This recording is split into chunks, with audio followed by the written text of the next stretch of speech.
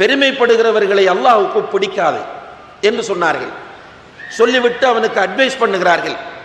வப்தகி ஃபீமா ஆதாக அல்லாஹு தாரல் ஆகிரா, அல்லாஹ் தந்ததிலிருந்து உன்னுடைய மறுமை வீட்டுக்கு தேடிக்கொள். வப்தகி ஃபீமா ஆதாக அல்லாஹ், அல்லாஹ் உமக்கு தந்ததிலிருந்து உமக்கு கொடுத்ததிலிருந்து உன்னுடைய மறுமை வீட்டுக்கு நீ தேடிக்கொள். வலா தன்ஸ நஸீபக மினத் துன்யா, அல்லாஹ் கொடுத்ததிலிருந்து உன்னுடைய பங்கையும் நீ மறந்து விட வேண்டாம். அதாவது உனக்குரிய ஹக்குகளையும் நீ நிறைவேற்றிக்கொள், அதே நேரத்தில் உன்னுடைய மறுமை வீட்டுக்கும் தேடு என்று சொன்னபோது காரூன் பணத்திமிரோடு பேசினான். இன்னமா ஊதீதுஹு அலா இல்மின் மின் இந்தி, இது என்னுடைய ஞானத்தினால் எனக்கு கிடைத்தது, என்னுடைய திறமை, என்னுடைய ஆற்றல், என்னுடைய முயற்சியினால் எனக்கு கிடைத்தது, எனக்கு நீங்கள் வந்து அட்வைஸ் பண்ணுகிறீர்களா என்று திமிரோடு பேசினான். அல்லாஹு தஆலா இந்த உலகத்தில் பொருளாதார கோட்பாட்டை புரியாமல் இருக்கிற மக்களுக்கு அத்தாட்சியாக ஒரு மிகப்பெரிய ஒரு கராமத்தை, மிகப்பெரிய ஒரு குதிரத்தை அல்லாஹு தஆலா அங்கே வெளிப்படுத்தினான். அதுதான் எல்லோரும் பார்த்து கொண்டிருக்கிறார்கள். காரூனை போன்று எனக்கும் பொருளாதாரம் கிடைக்க கூடாதா என்று ஏங்கிய மக்கள் எல்லோரும் பார்த்து கொண்டிருக்கும் போது அல்லாஹு தஆலா பூமியை கொண்டு காரூனையும் காரூனுடைய மாளிகையையும் விழுங்க வைத்தான் என்று அல் குர்ஆனிலே சொல்கிறான். ஃபஹஸஃப்னா பிஹி வபிதாரிஹில் அர்த், அவனையும் அவனுடைய வீட்டையும் பூமியை கொண்டு நாம் விழுங்க வைத்தோம் என்று அல்லாஹ் சொல்கிறான். அப்படி எல்லோரும் பார்த்து கொண்டிருக்கிறார்கள். தனியே அவனுடைய வீடு மாத்திரம் பூமிக்குள் போகிறது. அல்லாஹு அக்பர்.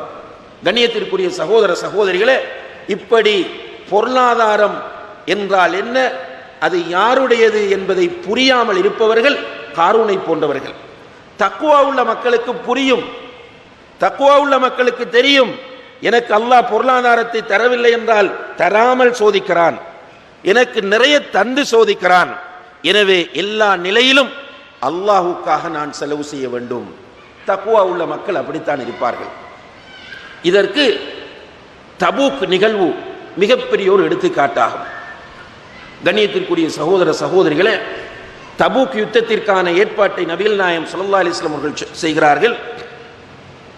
அந்த நேரம் மிக கடுமையான கோடை காலம். ஒரு பெரும் படையை தபூக்குக்கு அழைத்து செல்ல வேண்டும். நிறைய பொருளாதாரம் தேவைப்பட்டது.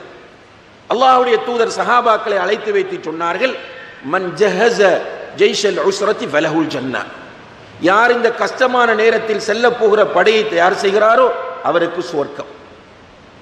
சஹாபாக்கள் உடனடியாக அந்த இடத்திலிருந்து எழுந்து செல்கிறார்கள், போட்டி போடுகிறார்கள், அள்ளி கொண்டு வந்து அல்லாஹ்வுடைய தூதரிடத்தில் கொட்டுகிறார்கள்.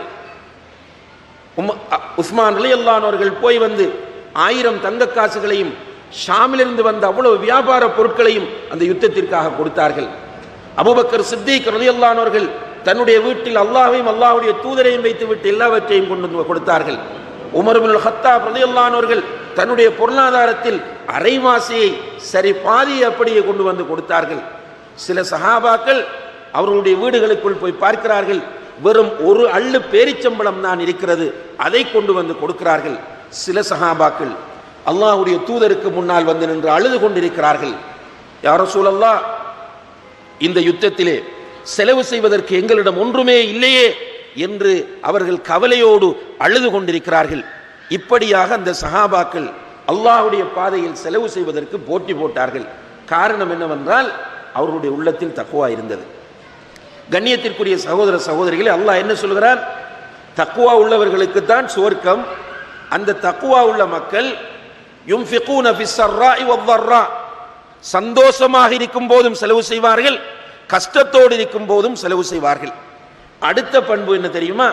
வல் காதிமீனல் கைத், கோபத்தை அவர்கள் விழுங்குவார்கள். தக்வா உள்ள மக்கள் கோபத்தை விழுங்கி விடுவார்கள். அதாவது மனிதன் என்ற அடிப்படையில் தக்வா உள்ளவர்களுக்கும் கோபம் வரும். ஆனால் கோபம் வந்தால் அவர்கள் ரியலைஸ் பண்ணுவார்கள். அந்த கோபத்தை வாய் மூலமோ அல்லது கை மூலமோ அல்லது வேறு நடவடிக்கைகளின் மூலமோ வெளிக்காட்ட மாட்டார்கள். அந்த கோபத்தை கஷ்டப்பட்டு விழுங்கி விடுவார்கள். தக்வா இருந்தால் விழுங்க முடியும்.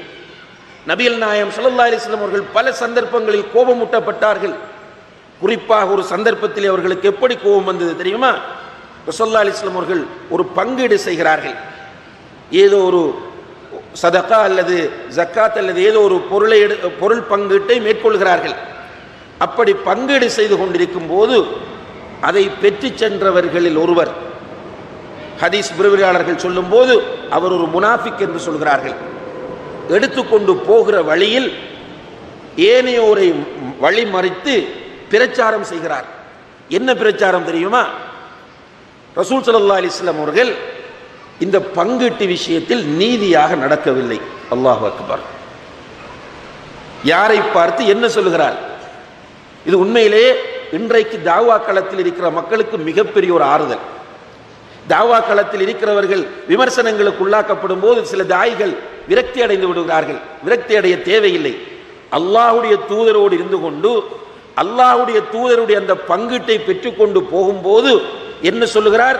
ரசூல் ஸல்லல்லாஹு அலைஹி வஸல்லம் அவர்கள் இந்த பங்கீட்டு விஷயத்தில் நீதியாக நடக்கவில்லை என்று சொல்லும் போது ஒரு சஹாபி சொன்னார், இதை நான் அல்லாஹ்வுடைய தூதரிடத்தில் போய் சொல்லுவேன் என்று சொல்லிவிட்டு ஓடி வந்து அல்லாஹ்வுடைய தூதரிடத்தில் செய்தியை சொல்லுகிறார். ரசூல் ஸல்லல்லாஹு அலைஹி வஸல்லம் அவர்களுக்கு கோபம் வந்தது. எந்த அளவுக்கு கோபம் வந்தது என்று கேட்டால், அவர்களுடைய முகம் அப்படியே சிவந்து விட்டது. ஒரு மாதுளம் பழம் போன்று அவர்களுடைய முகம் சிவந்தது. சிவந்தவர்கள் கோபத்தை எப்படி விழுங்குகிறார்கள் பாருங்கள். அவர்கள் நினைத்திருந்தால் அவரை உடனடியாக அழைத்து வர முடியும், அவருக்கு தண்டனை கொடுக்க முடியும், நினைப்பதை செய்ய முடியும். ஆனால் அல்லாஹ்வுடைய தூதருக்கு கோபம் வந்தது. அந்த கோபத்தை அவர்கள் விழுங்குகிற முறை, லக்கது ஊதிய மூசா அக்ஸர மின் ذلك ஃபஸபர்.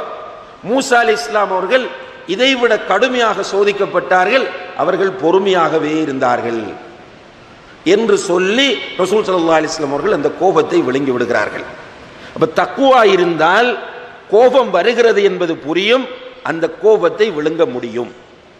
அதே போன்று கண்ணியத்திற்குரிய சகோதர சகோதரிகளே, தக்வா உள்ளவர்களுடைய இன்னும் ஒரு பண்பு, வல் ஆஃபீன அனின் நாஸ், அவர்கள் மனிதர்களை மன்னிப்பார்கள். அல்லாஹு தஆலா சகோதரர்களை மன்னிப்பார்கள், உடன்பிறப்புகளை மன்னிப்பார்கள், பிள்ளைகளை மன்னிப்பார்கள், பெற்றோர்களை மன்னிப்பார்கள் என்று சொல்லவில்லை, அல்லது கொள்கை சகோதரர்களை மன்னிப்பார்கள் என்று சொல்லவில்லை. வல் ஆஃபீன அனின் நாஸ், தக்வா உள்ளவர்கள் மனிதர்களை மன்னிப்பார்கள். அல்லாஹ் அக்பர். தக்வா இருந்தால் மன்னிக்க முடியும். ரசூல் ஸல்லல்லாஹு அலைஹி வஸல்லம் அவர்கள் மனிதர்களை மன்னித்தார்கள். மக்கா வாசிகளை மன்னித்தார்கள், தாயிஃப் வாசிகளை மன்னித்தார்கள், சுமாமாவை மன்னித்தார்கள், அவர்களுடைய கழுத்தை நெரித்த அல்லது கழுத்தில் கிடந்த துண்டை கொண்டு கழுத்தை இறுக்கிய நாட்டுப்புறத்து அரபியை மன்னித்தார்கள். இப்படி பலரை அவர்களால் மன்னிக்க முடிந்தது. காரணம், அவர்கள் இமாமுல் முத்தகீனாக, தக்வா உள்ளவர்களுக்கெல்லாம் தலைவராக இருந்தார்கள் என்பதுதான் காரணம். அப்ப தக்வா இருந்தால் அவர் மனிதர்களை மன்னிப்பார்.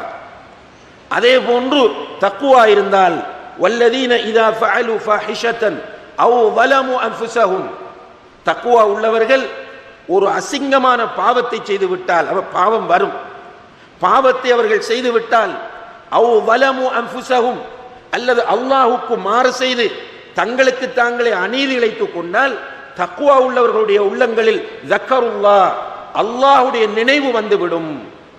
ஃபஸ்தக்ஃபரு லிதுனூபிஹிம், அவர்கள் அல்லாஹ்விடத்திலே தங்களுடைய பாவங்களுக்காக வேண்டி பாவ மன்னிப்பு கேட்பார்கள் என்று அல்லாஹு தஆலா சொல்கிறான். அதே போன்று தொடர்ச்சியாக அல்லாஹ் சொல்லும் போது வலம் யுஸிர்ரு அலா மா ஃபஅலு, அவர்கள் தக்வா உள்ளவர்கள் தவறு செய்வார்கள், பாவம் செய்வார்கள், அந்த பாவத்திலும் தவறிலும் பிடிவாதமாக இருக்க மாட்டார்கள். இப்ப இந்த வசனம் தக்வா உள்ளவர்கள் யார் என்பதை பரீட்சித்து பார்ப்பதற்கான ஒரு உரைகல்லாகும். அன்புள்ள சகோதர சகோதரிகளே, இப்போது நம்முடைய நிலையை இந்த உரைகளில் உரசி பாருங்கள். நம்மால் சந்தோஷமாக இருக்கும் போதும் கஷ்டமாக இருக்கும் போதும் அல்லாஹ்வுடைய பாதையில் செலவு செய்யக்கூடிய இயல்பான மனோநிலை இருக்கிறதா?